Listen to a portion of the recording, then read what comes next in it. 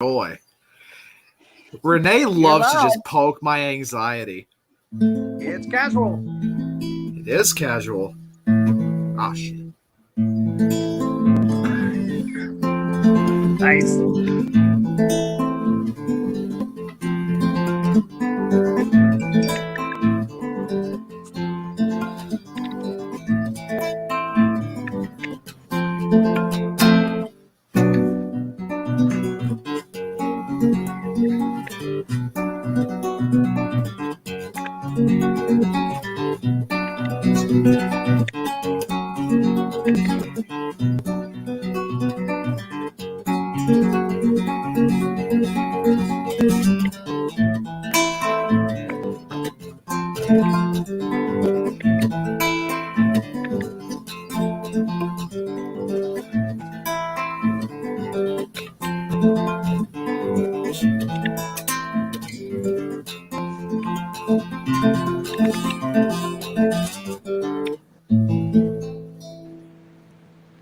There we go.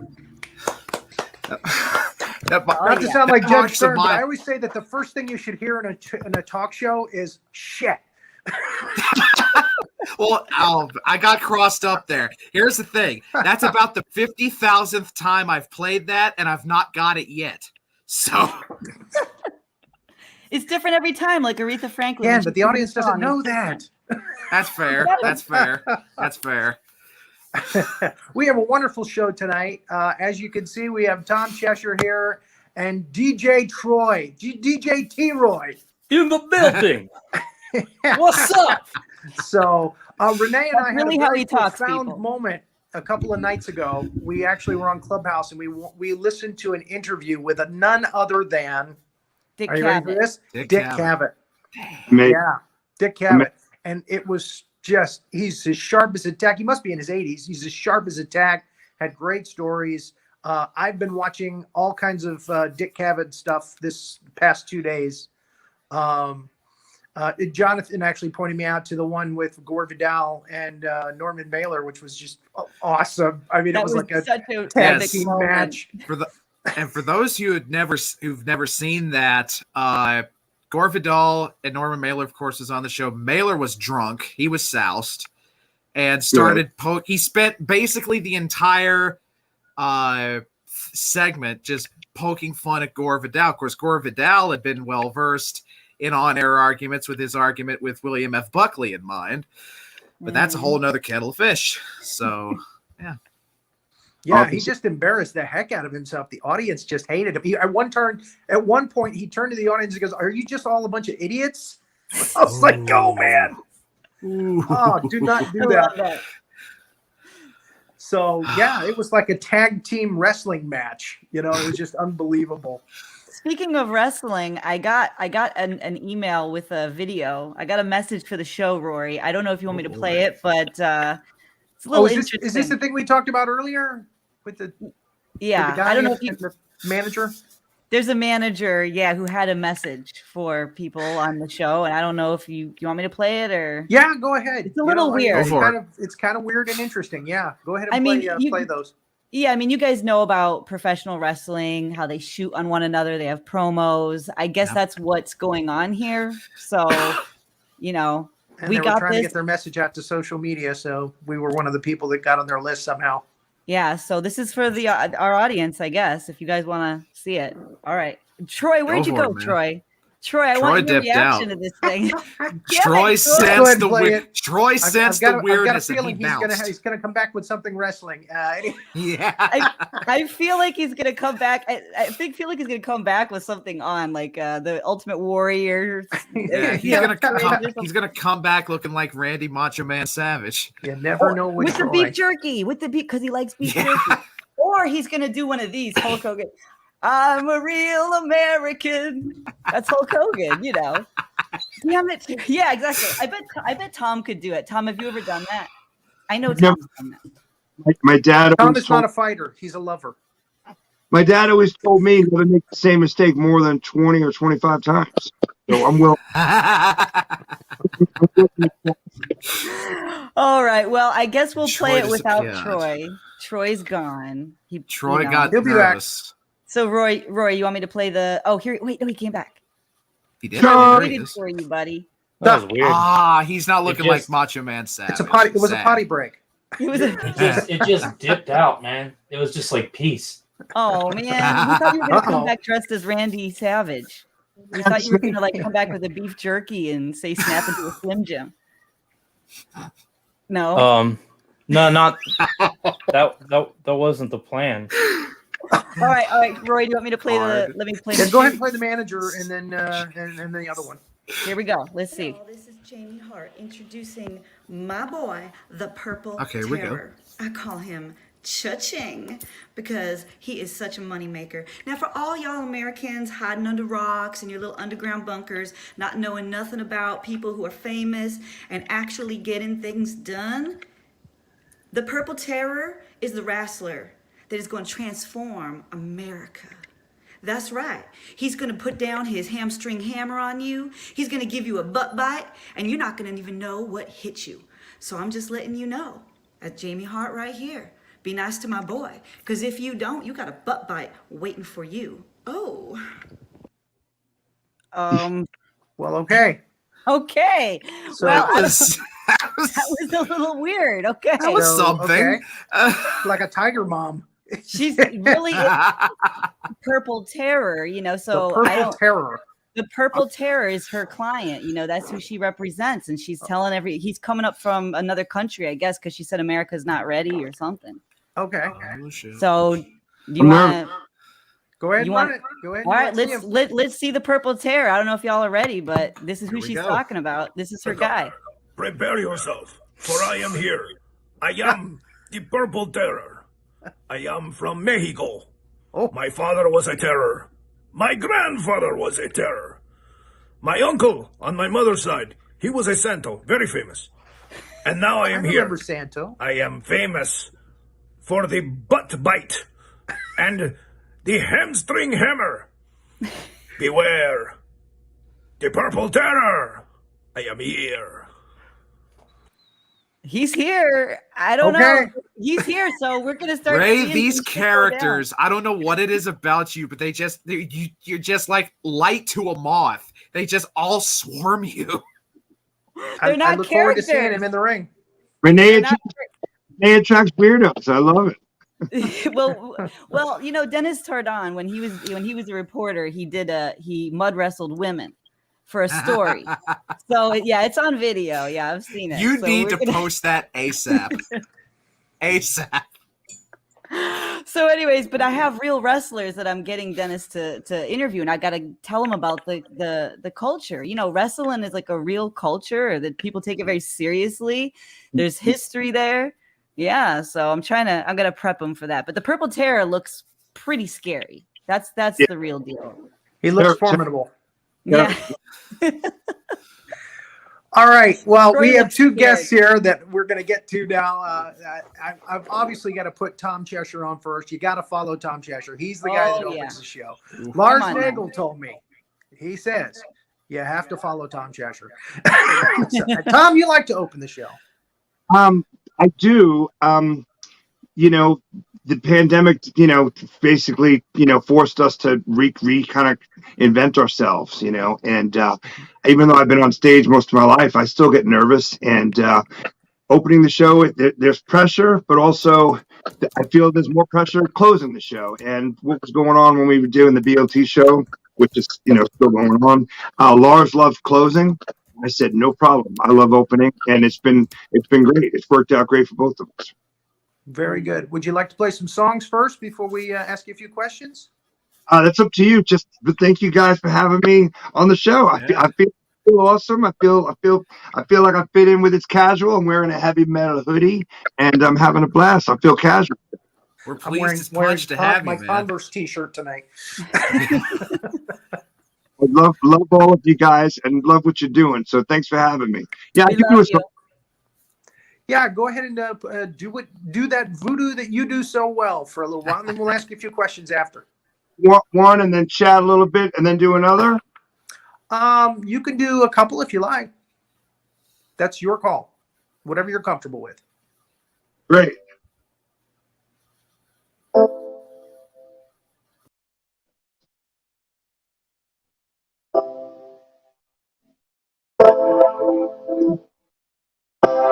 Well, this goes out to you guys.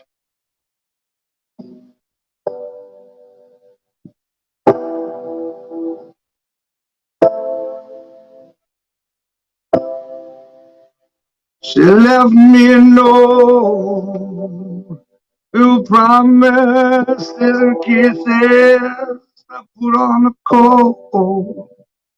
They're already missed out.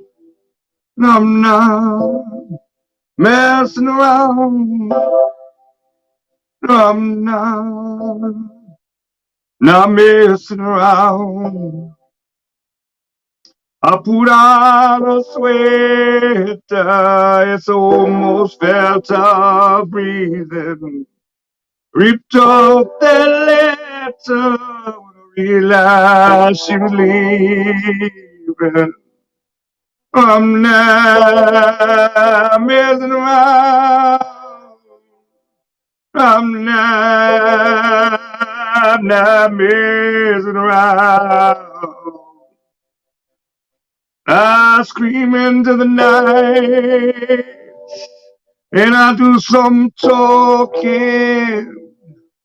Can you get it right? She said, let your fingers do the walking. I'm not messing around. I'm not messing around. I'm not messing around. I'm not messing around. I'm not messing around. I'm not messing around. Not messing around. Thank you.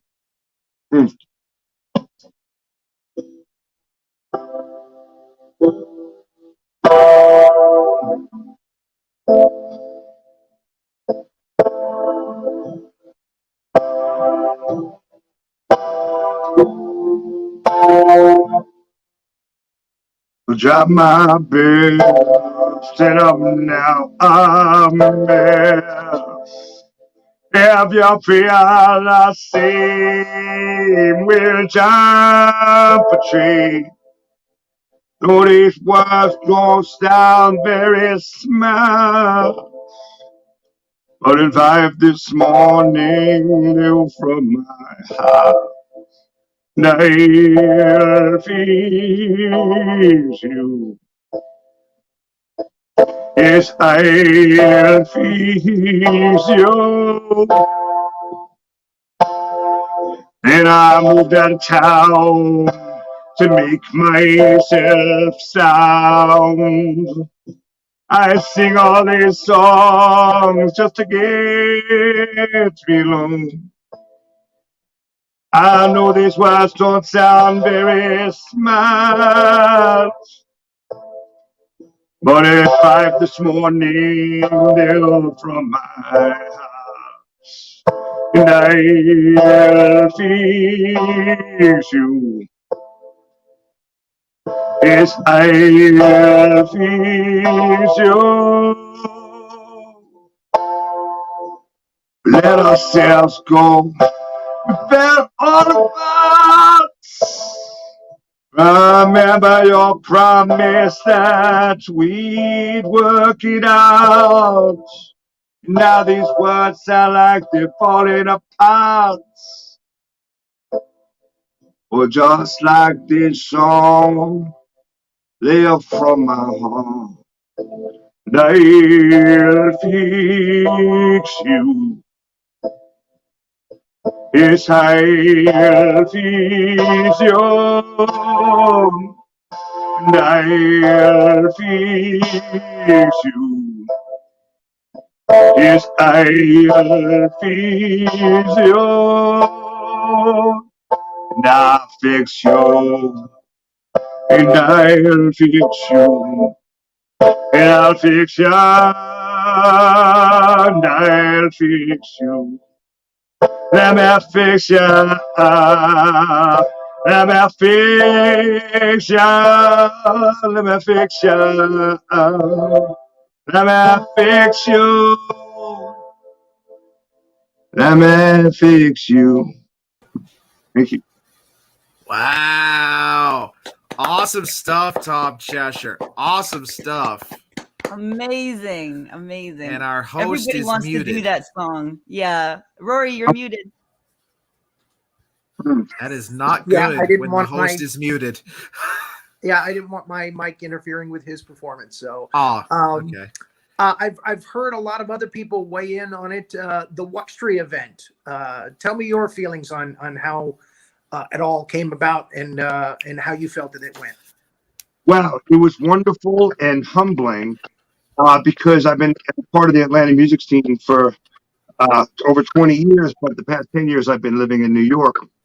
But Atlanta has been very good to me as a musician and an artist. And I know the folks at Walk Street, but excuse me, I hadn't been there in years. And Record Store did the big thing. And I've never been asked to be a part of anything like this. And I believe they reached out to Lars. And then Lars was like, well, I'm doing this thing with Tom Cheshire called the BOT Show. Tom's the band Western Motella. And they were like, oh, yeah, we know who he is. Would he want to do this? And I walked in, introduced myself, and said who I was. And they were so nice and said, oh, we know who you are. Which, as a musician and an artist, that's always, humbling, and they couldn't have been nicer. And I walked in the back room, which I'm sure all of you did, and I was like, man, this is not very big, but I've always joked around saying I should do a kitchens and bathrooms tour. And I could say, I think I sold out. I think Phipps and I have even talked about it. And we sold out every night, but we played like in front of 8 people and two people hanging out in the bathtub. But so I was like, man, if there's 9 people in here, it's going to be packed. And I think at one point there was like 25 people there. So it felt wonderful. It felt warm and cool at the same time. Meeting you guys was wonderful and overwhelming, but not too much. Everything just felt right. And it felt great to sing the songs. It felt good to play percussion and back up Lars. Lars, I hadn't seen in person in many years as well. The whole day, I think you described it as magical, and I concur. I think it was really beautiful, special. Agreed. And also, I felt the same way when I first got to Wuxtree. We pulled into the parking lot. I asked Siri, on my phone to give us the directions. And we pulled into the parking lot. I'm like, where's the record store? Yeah. I was expecting it to be like this big neon Virgin record store kind of thing, And we got in there, and it was very cozy. It's an old school record store, which like they are in Athens, which and I'm glad it was that. I think you even posted. You're like, hey, for those of you who haven't been here, the sign that says Walk Street, it's not even easy to read. It very well could be a bicycle. Yeah, it's next to the pet place. But actually, once I got inside, it was just a really cool record store, and like you say, we packed them in. And it was a very interesting venue for you and Lars. And again, everybody that came had a great time. Yeah, and I love seeing Diane singing along and everything like that. And I was watching from home, and I got to see everyone from like Sylvia and like Troy. You were there. Jonathan, of course, was also helping to stream it. I mean, and we saw all the big, it was just so cool to see everybody in the same space like that. Yeah, and Troy and I got to the coffee shop early, and Diane came in early, and Tom came in shortly thereafter. So we got to spend a little time together before the event. So that was all the nice. Pictures, all the Troy pictures, all the crazy Troy pictures. Old onion ring eyes rides again. Rides again. There you go. That whole trip, getting to Athens and Atlanta, it was great, but getting to meet Tom, getting to meet Lars and Troy and Rory and Joanna and Diane and Sylvia and everybody, it was just wow. It was magic. Tom, you said it. It was magical. I can't stop. I'm laughing because for the days right after that, when that happened, everybody was like, "Oh, it was so great to meet Lars, and it's so great to meet Tom, and it's so great to meet Jonathan," and nobody said Rory. And I was like, "That's not true. That's not true. Wait a minute, I'm gonna chop liver here." That ain't true. That's not true. I drove 10 hours. Wait. There were people that were thrilled to meet you. Hell, you're next to one of them in the chat. The first person to actually say Rory, and that made my day. But Tom, have you always had? Actually, I want to ask you a new question now because you said you spent time in New York. What was that like? What kind of venues did you do in New York? Oh, well, see, I grew up in New York, so I mean, I'm a New Yorker, and then I moved to Atlanta in the early '90s. But that being said, in your early 20s, you really know nothing. If you think you know a lot, you just need to grow. I mean, I was in my early 20s, and I was a bit stubborn, and I thought I knew a lot more than I did. So again, Atlanta was so kind to me. So Atlanta and I grew up together, I feel, and I became the artist that I am now. And Atlanta had a lot to do with it. And certainly put out some of my first few records, first few albums that helped define me because I wanted it to be rock and roll, but I also wanted it to be just as much poetry, And then I went through a separation and then a divorce. That was end of 2011 and 2012. And I just knew I needed to, the thing about we need to know is sometimes everyone says know your strengths. That's cool. Also know your weaknesses. Well, yeah, I could see you being like a big hit in the Villages, there. Well, yeah, I mean, I moved back. I grew up in Queens, but I moved back to Brooklyn, lived in Greenpoint, Williamsburg, and then my last place was in Bushwick. And but played a lot of clubs in the Lower East Side and the Village. And yeah, I mean, my first shows back in New York were like small places like Pianos, which is off Ludlow, and that's, I mean, a lot of people I think know about it as I think that where like Lady Gaga got discovered, but it's just a small, tiny room about the size of that record store, about the record store room with a piano, And I basically was to reinvent myself and also recharge the batteries and rebuild myself, not only as a musician and an artist, but my brain and my heart and body as a human, because I was angry at the world and I needed to not be and love the world again and love things again and also love me again. And all of the things that I wanted, I achieved 100% of, which is awesome. I cannot wrap my head around you saying that you were angry at the world. I mean, since I've met you, and again, I haven't known any of you very long, just a few months. But since I've known you, you've been like the sweetest guy with hearts on all your comments. Oh yeah. I can't ever picture Tom Cheshire being angry at the world. What would cause that? Too nice, but do not piss me off. No, I'm kidding. It takes a lot to upset me, but get there. Trust me, I think we all have that tipping point. I luckily probably will never go there again because I'm just in such a good space, and the closest I am to achieving what I want in my life now, which is like a Buddhist mentality, and I'm just good. So I don't know if I'll ever be that way again. That's what I'm saying. You seem to be the most easygoing guy, like in the whole group, So that just, again, when you said that, I was like, what? Told you that, really know, and we never know what other people are going through. I mean, I remember working with these guys who just felt the same thing, and I got really close to this one guy. We had a blast. I mean, it was, the company I worked for was amazing. It was all musicians, skateboarders, graffiti artists, and surfers, like the most positive dudes ever.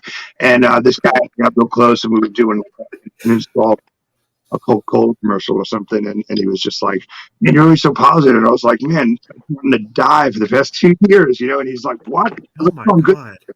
I was like, "I'm good now, trust me," And he's like, "Well, if we fell in love with you at your worst, imagine what we're going to think about you when we see you at your best." And I was like, "Damn, that's the nicest thing anyone's ever said to me." So, no, shit's good. I'm sorry for cursing. Things are good. No, it's okay.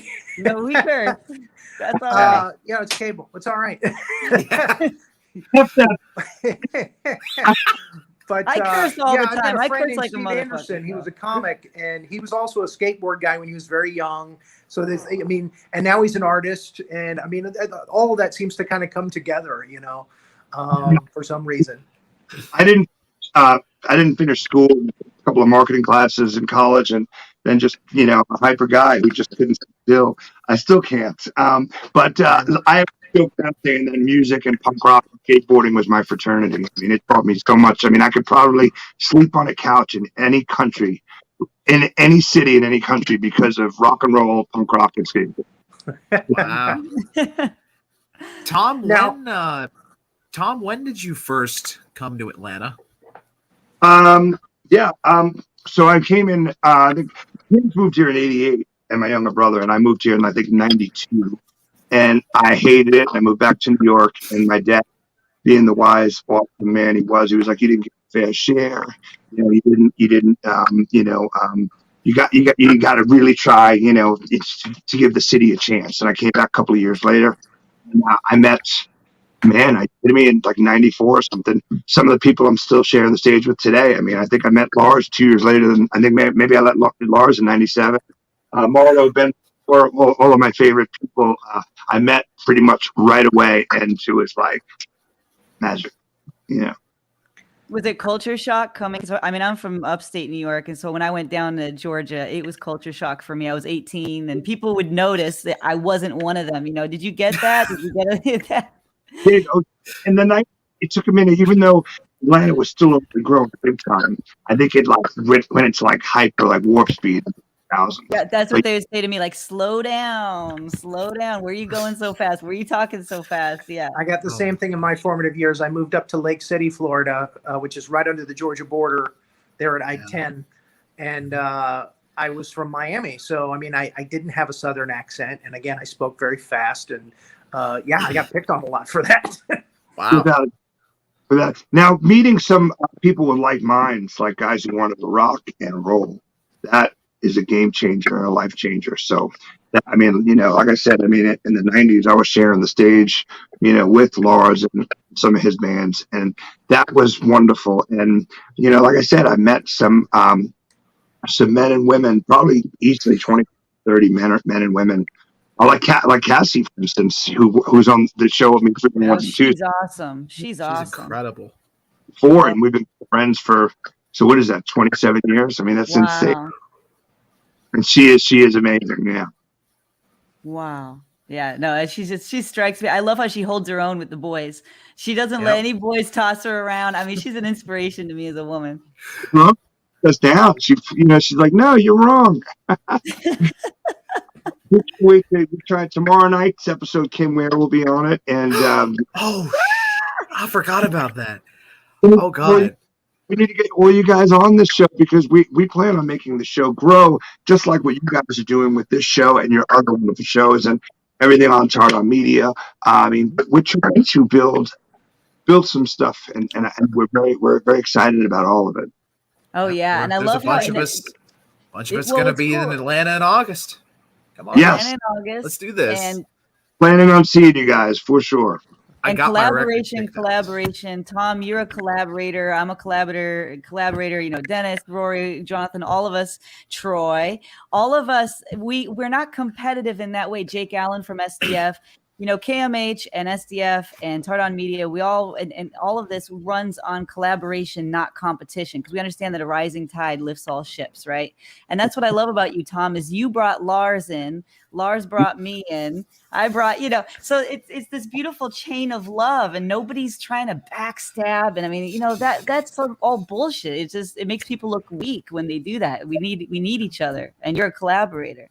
I mean, I just did an interview with a friend who's got another podcast, and he was like, man, you're always sharing other people's records and information on your page. And I go, yeah, and it costs me nothing. And I love being able to help them out. If me sharing a friend's new record or your new song, by the way, which you collaborate with, which is amazing, if 10 people listen to that's wonderful, and it cost me nothing. Also, my pleasure. It's a joy for me to do that. Yeah, and we love doing that for you too because you're fucking amazing. Yes.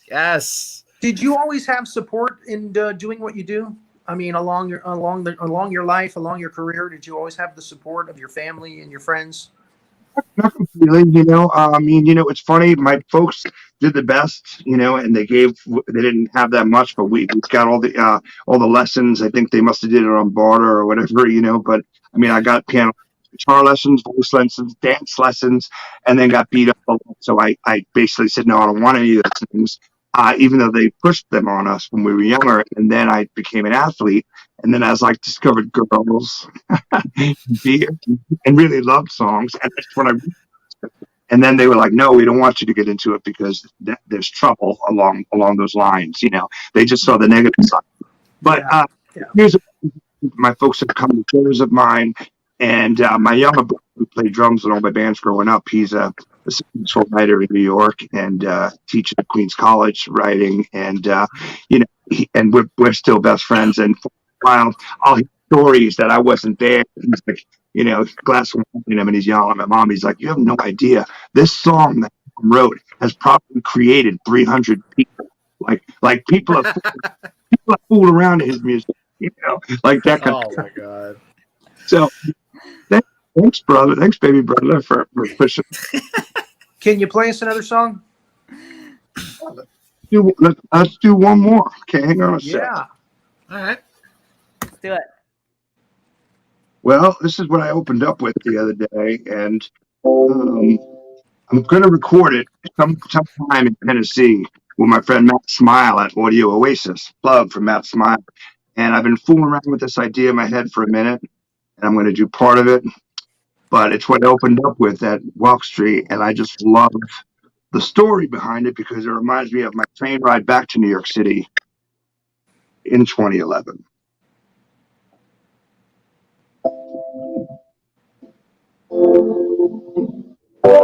Yeah, does that sound pretty good? Can you hear me?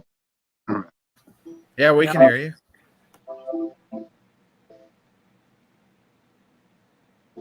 There we go. I took a train in New York City, laughing, smoking like that morning in September. Can you remember when I told her she looked pretty? She reached out to hold my hand in the days that followed after.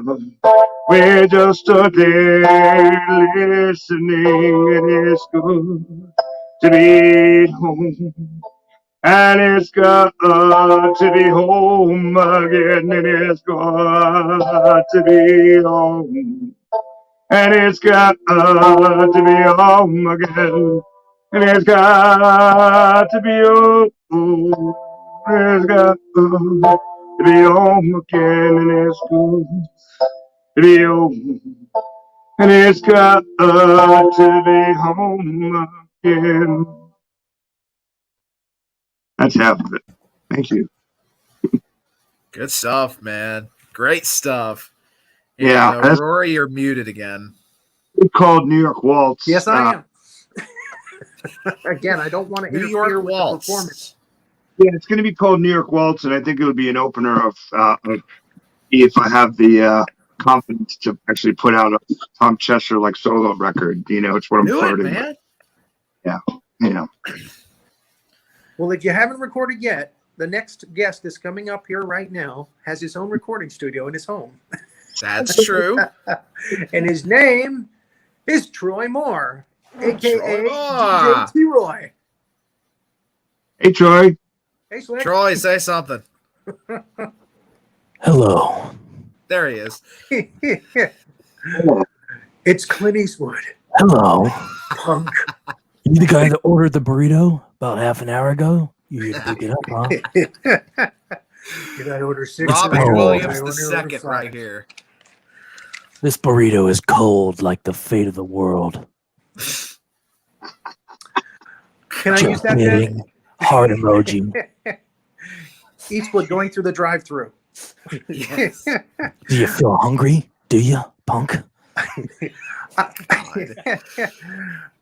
When I got together with this guy in Douglasville, oh my God, it was wacky. Wacky. It was wild. It was crazy, but I loved it. I loved every second of it. My nipples were hard the whole time. How's your uncle, by the way?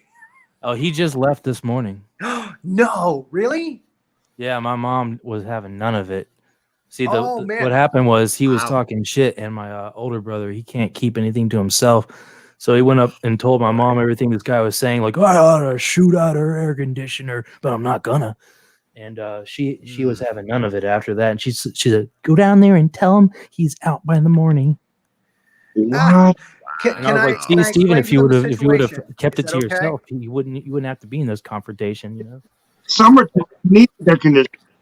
Yeah. He had an uncle who was sleeping on his sofa, and it was like the uncle who would never leave. Yeah, and he stunk up. Remember how he stunk up the living room? You said that. You're like, you need to get a rainbow down there because that shit is musty. And I was like, nah, it's not usually like that. That was my uncle. That was my uncle. That's how he smells. And I know he went to the bathroom last night because I went in there to take a nice bubble bath with my lavender body lotions, you know, like I usually do. And I could smell that he'd been in there.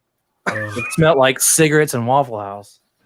Oh, I will confirm that's exactly the smell. Smells like my first wedding. that's the name of my soul. Now you'll fumigate that couch, little Febreze. Everything must be hunky-dory again. Yeah. Back to normal. Cigarettes and Waffle House. That's the record right there. Need a nuclear Febreze bomb. The first thing I got to ask you, and I think we're all wondering the same thing: were you a class clown? Oh yeah, that's why I ended up having to get my GET. You got your GET. GET. No, I'm just joking. That is I graduated from middle school. Oh, GED in Florida. That is your test that you use GED to graduate here high too. school. You know, I was just downplaying my IQ a little bit. You know, for comedic excellence. My GET. I got my ABT and my GET and the same. You graduated cum laude, didn't you? I know. I seen the Lion King. I'm the king of lion too. I lie about anything. Oh my God! I don't even tell the truth about that. I'm an honest man. Hey,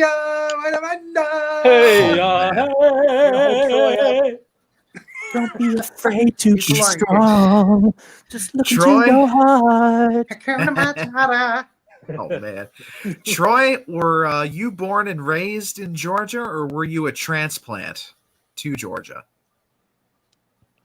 What did you call me? I was born. I ain't no trans and I ain't no plant. Goddamn. Oh boy, here we go. You set him up beautifully. That's all I'm saying. Yeah, that was a setup. That was a softball setup. I was born in Savannah, and I don't know how long we stayed there. I guess I came into the world, and my dad knew I was going to be expensive, so we came to Georgia. And Savannah's beautiful. Nice little town on the sea. Yeah, I went back with a girlfriend at one point, and it was fun. You know, it was chaotic, but fun. Well, they she got back to the hotel room, and I'm like, "Where'd you get 6 rotisserie chickens from?" She made some friends downstairs. You know, they still had Kenny Rogers there. Yeah. Oh God. She made friends with Kenny Rogers. I miss him so much. I love Kenny Rogers roasters. I like the guy that played Kenny Rogers on Mad TV. I always enjoyed those. I miss that. I miss back in the 90s when Mad TV was the shit. Yeah. We were talking about that earlier. Yeah. Mad TV, Michael McDonald and Will Sasso. Yeah. Steven Seagal. This is Letterboxd 2000. See, now you can see everything that's going on. Look at that. Look at me over here. Look at me. I'm drinking a Coke. Oh my goodness, so everything. Good. I don't like the way you seals are coming up on the beach and polluting our ocean. What's that? You know, there's always Bobby Lee as well. Yeah, Bobby Lee. Bobby Lee is genius. Amazing. Insane genius, yeah. He's got a great podcast. I think it's called The Tiger King. Yeah, I watch that all the time. Yes, he does. Tom, there's a question coming in for you. It says, how long has West End Motel been together? Oh, a long time. Let's see. The idea of it I put together in 1997. And that was because I was living in an area downtown Atlanta called the West End. And it was a really rough area, like like basically like Atlanta's Harlem. You know, we had a huge warehouse and we built a skate ramp in there. We painted. It was real cheap to live. I think it was 6,000 square feet and it was like $800 a month. So we had like 10 people living in there and everyone paid like $80 a month. And it was very much an art commune. And I started writing poems and painting and coming up with music ideas. And the whole idea was for it to be like, let's say tonight, Renee, Rory, myself, Jonathan Phipps, and Troy performed. We'd be West End Motel. But then tomorrow night I could play with a completely different band, and that'll be West End Motel. It's about having different guests in the motel, giving their creative input and being artists. But I don't think Brent and I put out our first record in like 2005. And I think that was like 20-something songs, and really four or five songs came out on a couple of singles on record. And then we took it seriously and got a really good backing band, which we still have, and put out our first full-length record in 2010, a record on Warner Brothers in 2012, a record in 2017, and trying to put out a new record right now. You know, so yeah, wild ride. And there's a question for Troy coming in, and for whoever is leaving these questions, please leave like your first name or your initials or something like that. But they want to know, Troy, who is your favorite musical influence? Beatles. Izo Tamita. Tamita, yeah. This Japanese dude was one of the first to get a Moog synthesizer, and those early patch synthesizers, and he was inspired by Wendy Carlos, who prior to that was Walter Carlos. She started covering Bach's music on Moog synthesizers, and Tamita was inspired by that. And she did an album called Switched On Bach, so he did one called Switched On Rock under the name Electric Samurai, and it was like Beatles covers and stuff like that. And then he did his first official album under the name Tamita, and it was the work of Claude Debussy, and the album's called Snowflakes Are Dancing. And it's like Wizard of Oz out in outer space. It's just a beautiful thing that I've ever heard in my life. I know y'all thought I was going to say Radiohead or some shit like that, but nah, Tamita is, especially that album, Snowflakes Are Dancing, but I also love Cosmos. There's one called The Planets. It's got a song for every planet. There's a video that goes along with it. So you can get lifted on your CBDs and go to Mars if you want. You know, you can do anything you want with that. You know, it's virtual. I have Troy, please send me like DM me all the things you just said, because I'm going to be listening to that all week. Okay. Yeah. Same. I'll send you that album. And he also does this video of When You Wish Upon a Star. It's so beautiful that the guy I work with, I played it in one of the trucks that we were detailing, and the dude's like, man, I feel like I'm about to cry. I'm like, right? Wow. Yeah. Michael Jackson was mesmerized by this dude. That's something I didn't know until recently.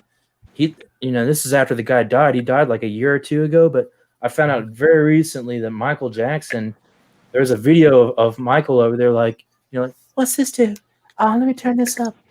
Like he's up in the studio with them, like jamming. I just thought that was the most awesome thing. Wow. One of the most influential musicians in the world. He influenced Michael. They're hanging out, and apparently they got the translator drunk on sake that night. I think you should always do that when you have translators. Yeah, if you got a translator, they ain't driving home. That makes it a lot more fun. I have one more question. Pound sand up your ass. I have one more question, and then I'll shut up. For Tom, what advice would you give to someone like Troy, whose star is just starting to rise in the music scene? Mm-hmm. Wow. Well, I've already had wonderful conversations with Troy. I think he's got a fantastic head and his shoulders, and his talent is just tremendous. I would say keep doing what you're doing. Listen and learn from people that you look up to and respect, but also don't get easily swayed by any negative comments or someone who wants to knock you down, because success is measured by how you feel you are doing. I certainly don't view success as in music as money or fame, but when strangers reach out to you saying that you've had an effect on them, which I've done, I've sent Troy messages before I met him saying he had an effect on me, so I think he's a success already. Agreed. Agreed. Now, I know the Beatles are part of your influence because you sing them a lot, and we sang the Beatles together. We're going to sing more Beatles together. I also, when you sing, I sometimes hear a little David Bowie kind of in your voice. Bowie's in space. Yeah, man. Your nipples get all pointy. What? That's getting a lot of mileage tonight. I personally really have been enjoying his later album, Black Star. Beautiful record. Yeah, that song and the video, it's like the Labyrinth or like Pan's Labyrinth or something. You know, like a Maleficent, whatever that movie was. It reminds me of those movies. He He knew knew what like he was Marlon doing. Brando. Yeah, Maleficent. Maleficent. Maleficent. He knew what he was doing too when he was doing that record. He knew he was about to pass away. Yeah, So it's like, it was like his one final I'm in part heaven. in the world. Yeah, it's so powerful when you realize that connection that he knew he was on his way out, and he's like, "Look at me, I'm in heaven." Yeah. You know, it's just Amazing. like, Oh, When I that was a kid, my sister loved David Bowie. She was a huge David Bowie fan, so I listened to his albums with her all the time. And the song that made the biggest impact on me at that time, and again, I'm like 10 years old, was a song called "The Savior Machine," which is oh yeah, where they you were built this. telling me about that. The other day. Yeah, they built a computer that they thought was going to save the world. And that was his statement with that song. And again, as a kid, I remember drawing pictures of it, coloring pictures of a big computer that they, and that was just a very powerful, awesome song on one of his earlier albums. I think it was before Ziggy Stardust. I'm gonna check that out. So Same here. I love the title. I love the title. yeah, man. We hung out in Douglasville, you and I, and hung out in Atlanta. And everyone knows you, Troy. You are a very memorable guy. I mean, people were waving to you everywhere we went. So you're a very memorable guy. Why do you think that is? Well, people always come up and say they know me, and they don't. I have a familiar face. You're just saying you just have one of those faces? I have people come up to me like, "Hey, do you ever go to this open mic in Marietta?" And I'm like, "Nah, I've never been to that open mic." Well, I'm sure I met you there. And it's like, no, You You have haven't. a doppelganger. Maybe Bizarro Troy Moore. maybe it's sleepwalking, Troy. I'm mean, talking about the people that worked in the restaurants we went into. They all knew you. So, and they all were, "Hey, how you doing?" They even called you by name, a lot of them. That's in walking distance to my house, though. So of course everyone knows me there, because I could But go even there in back before I Atlanta, even the drove. restaurant we ate in Atlanta, the waitress Yeah. knew you. They're in 5 well, Points. She transferred from Carrollton. She was out in Carrollton at the Alley Cat, and that's one of the open mics. Oh, okay. Chip Cobb was asking if this is my studio, and yes, it is. This is my video center over here, and then that computer over there, that's where I do my audio stuff. I've got 2 computers. This one's really nice, and I use it for video because it's faster. And then that one, it's worn down from years of the Nature Channel. But Well, let's hear some yeah, of that that audio girl stuff. in Atlanta, she was from Alley Cat, and she was a bartender, and so I guess she's working there now. And I used to love Alley Cat, and before that it was Little Vinyl Lounge under the Star Bar, hosted by Sky Page. Wow. And that was the shit for a long time. And that's all I cared about and did. When I get up in an open mic, I get obsessive with it, and that's all I can think about doing. I go through the grind, the 5 days or 3 if I'm lucky of work days, and then I'm exhausted. 2 hours a day, I'm exhausted. Well, yeah, the day that we goofed around at night, you had done like 10 hours with Sylvia. that Oh day, yeah, well that's and music. That's she and I were different, you know? both amazed that you Music, were so energetic music that like night. caffeinates my nips. So it's just like when I do music, I get more That's energy. 3. That's 3. The nipple count is up to 3. Music turns me into a dinosaur, man. God Christ. T-Roy, can you play us some music, my friend? Well, yes, I can. Let me see what I can do here. Why does he sound like the old man from Family Guy. That doesn't sound like T-Roy. Yo, man, we'll play some music. Going back to play me this shit. You're starting to piss me off. Call me. La, da, da, da. Oh, Jesus, dear. Now he's doing the other guy. It's so human. He's doing that guy. It feels like a baloney cave. God, Jesus. Troy, Sylvia's saying that she loved working with you. The 12 hours flew by. Can you just real quickly talk about what that was like? Yeah. Working on her record? Well, we did it without a click track, and that made it more fun, because click tracks can be really annoying having to get the guitar part perfectly and then go back and redo the vocal, which is usually how I do it. We just decided to since it's our first time recording, we just went without a click track after 30 minutes of me overthinking everything, and I finally came to the conclusion that would be the best way to go about it. And we just slayed. I don't know if it was like the breakfast that she brought, which was immaculate.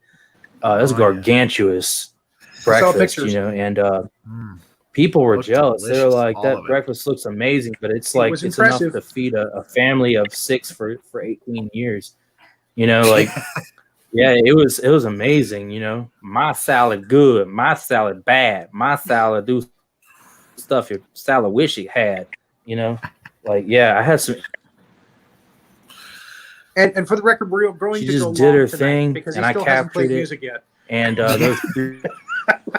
This might be 2.5 hours before it's over. oh, y'all want me to play some music? Does anyone know what that? Does anyone know what that is? Let me get to it now. There he goes with the old Is that a man from squirrel, Family man? Guy voice again.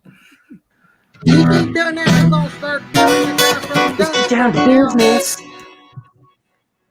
Matt Damon on how. That's Festus. Or Mr. Haney. Go ahead. This is getting weird.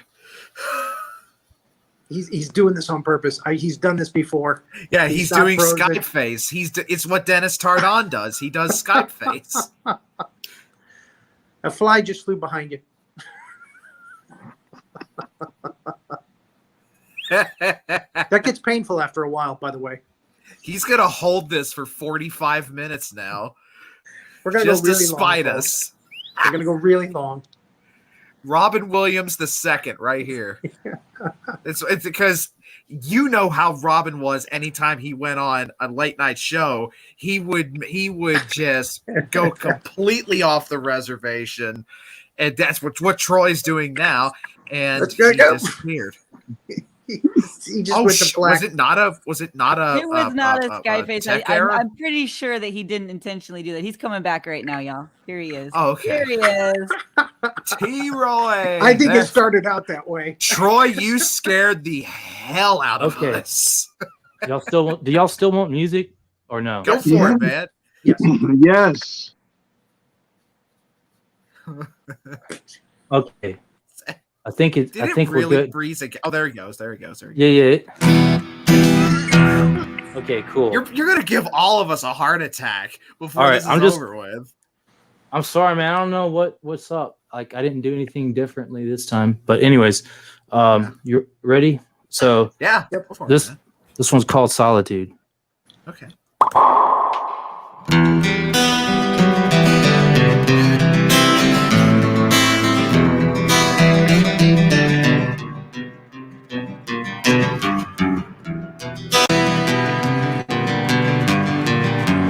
No one to answer to the beauty of my solitude. I couldn't get you on the phone.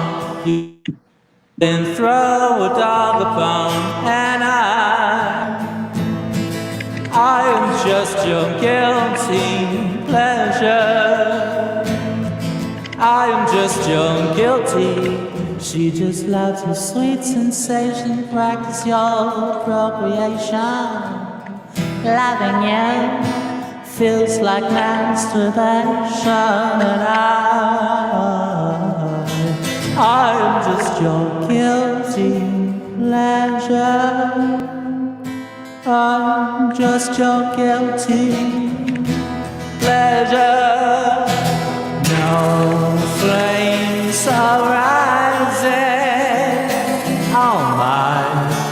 love's horizon. Now sharp surprises, I threw them out into the darkness of my solitude.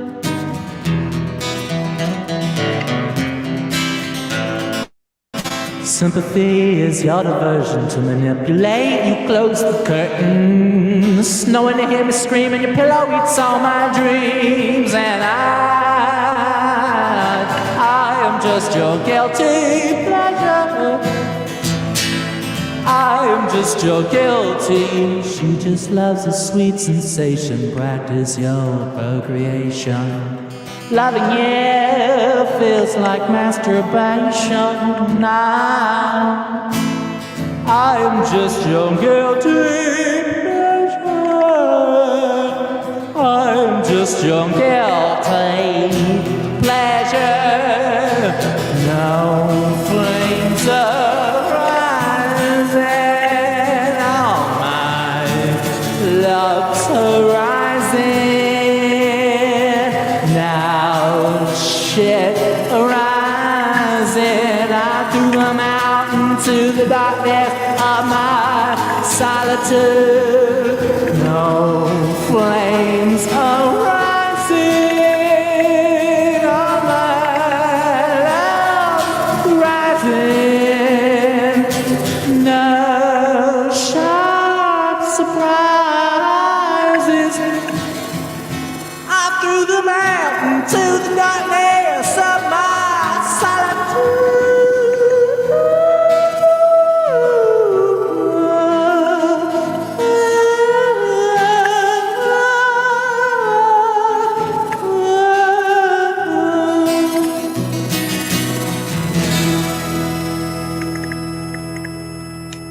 Oh yeah. Hell yeah. Yeah, man. That's what I'm talking about. That's what I'm talking about. This right here is why Troy Moore is going to be a household name by Thanksgiving.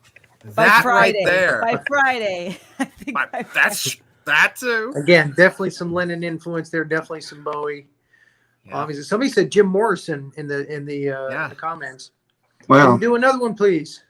Another one? Okay. Yes, please.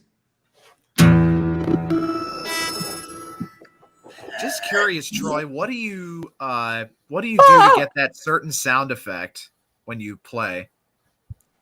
I squeeze my butt cheeks. Jesus No, Christ. it's echo. it's a Boss pedal.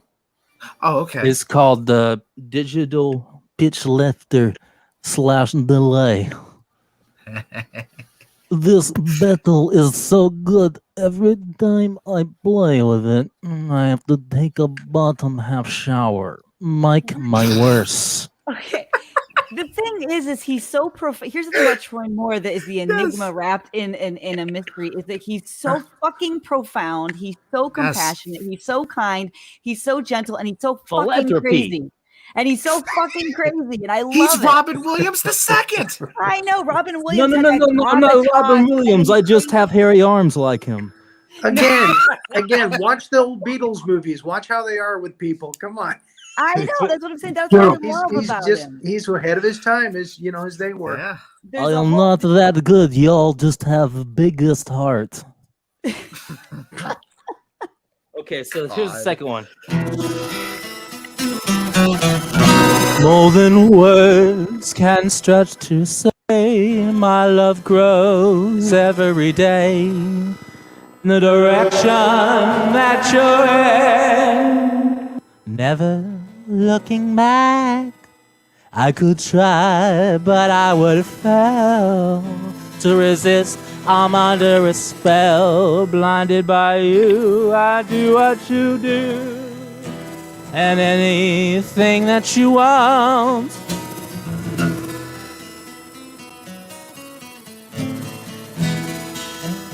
I wanna know, how do you feel? Do you feel the same? I wanna know, how do you feel? Do you feel the same as I do? I could try, but I would fail to resist. I'm under a spell, blinded by you. I do what you do, and anything that you want. I want to know, how do you feel? Do you feel the same? I want to know, do you feel the same as I do?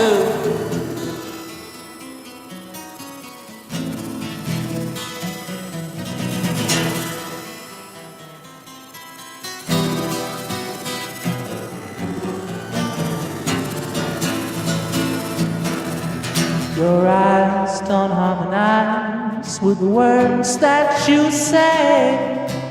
I can't see them clearly anymore. I can't see them clearly anymore.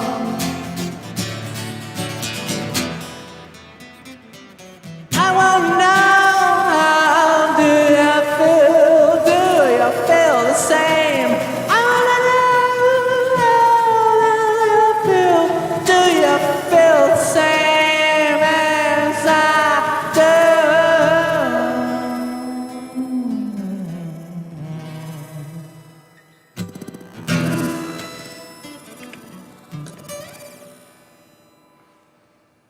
Yeah. Yes. Awesome. Beautiful. So Beautiful. Thank you so incredible, much for man. that. Again, Who's he's my a very pleasure? knowledgeable techie for doing recording. His studio is a very nice studio. Hope you get that AC working though. But again, Sylvia will tell you he's a lot of fun to work with. He's very smooth. He knows what he's doing. My AC worked. My AC works now. V formation. Y'all hear that? Tom, do you have Y'all any heard gigs that? coming up that we should know about? Anything that we should be looking forward to? No, I'm just looking forward to hopefully reconnecting with y'all, with you guys in August. August. Yeah, just continuing our BLT show with Lars and having more guests. I'm stepping back from actually playing from it for a while for some other responsibilities I have to take care of, but that will not stop me from promoting it and putting together flyers and just continuing to write music and keeping in touch with you guys, staying around beautiful, positive people like you. Awesome. Yes. Troy, got anything coming up that we should know about? Yeah, that festive bowl. The festive bowl. The festival. Yeah, that festival. Are you talking about the one in Which August? is Yeah. No. It's like the last day of it is October 2nd, I think. oh, that was the one you were telling. Yeah, so it's 3 days, and I'm playing on the third day, which is a Saturday. Okay. And that festival is fun. Except for last time when I got thrown in the K-hole. That was the worst pain in my assholes. And this will be in Atlanta? It's wherever it said on the thing. I don't know. Down in It's a Georgia, bunch I of think. exits. It's a bunch of exits. It's out on the farmland, and they do this every year. They've been doing it for a long time. And In the general vicinity of it's in Georgia.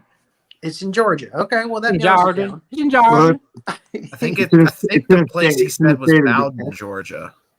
Georgia. BOW. Yeah, it sounds right. Yeah, Bowel, Georgia.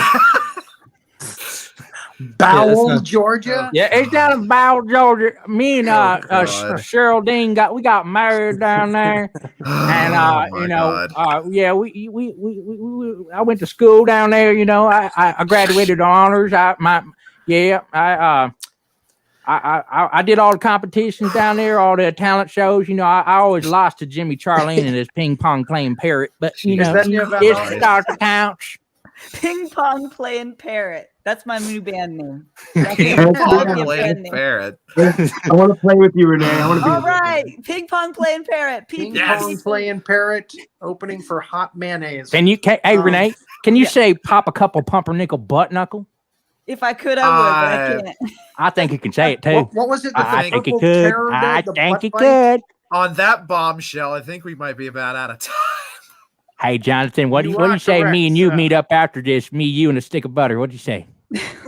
Thank you all for coming. If you're gonna take the West Virginia route with that, I'm out. So Thank you all for coming. With that said, we're out. See y'all later, everybody. We'll be here all See week. you all later. Thank you. you. Tom. Thank you, Troy. Christ Thank you guys. alive. Love, much love. Much Love you love. guve. Love all y'all. Love you. Thank you, everybody.